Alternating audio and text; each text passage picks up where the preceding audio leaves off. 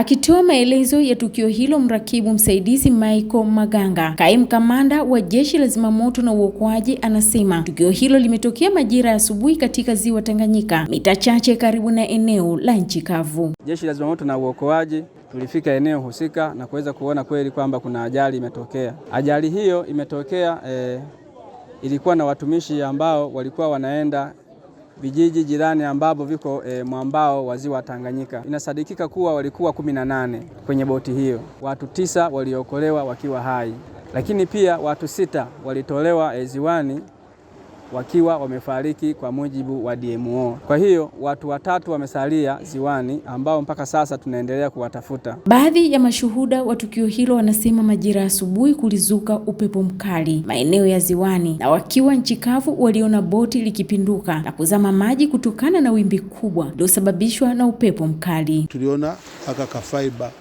kanakuja kanakimbia upepo, mvua hapo inaanza kunyesha. Sasa ile faiba ilivyokimbia kufika hapa ikataka kuja kuegesha, toka tumepigia kelele, nendeni kule mwisho ndo kuna hakuingiagi wimbi. Basi kile kitendo cha yeye anaondoka anarudi kupanda, tuliona mtumbu unainuliwa na upepo ukajifunika kamana ukawa umezama. Ulivyozama pale tukaanza kupiga kelele, jamani watu wamezama.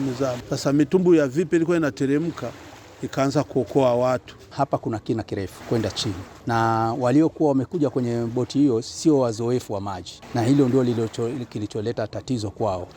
Lakini kama wangekuwa na wazoefu basi wasingekufa wengi, na maana wangeogelea. Mkuu wa mkoa wa Kigoma Balozi Simon Siro amefika katika eneo la tukio na kutoa pole kwa wananchi wote na wanafamilia, kueleza kuwa serikali inaendelea kutafuta miili iliyobaki katika ziwa hilo. Kagunga kwa boti unatumia takriban saa 1 au dakika 45, lakini kwa kuzungukia Burundi unatumia, niliwahi kwenda nitumia masaa takriban 4-5. Kwa hiyo ni mbali kutoka hapa na ni mpakani mwa Tanzania na Burundi. Kwa hiyo wafanyakazi wetu wa afya wapatao 18 walikuwa wanakwenda kutoa chanjo. Kwa hiyo kwa bahati mbaya, kwa sababu hali ya hewa ya ziwani ya upepo haikuwa mzuri, kwa hiyo mtumbu wetu wa halmashauri uliweza kupinduka. Matukio kama haya yanapotokea, kuna kitu cha kujifunza.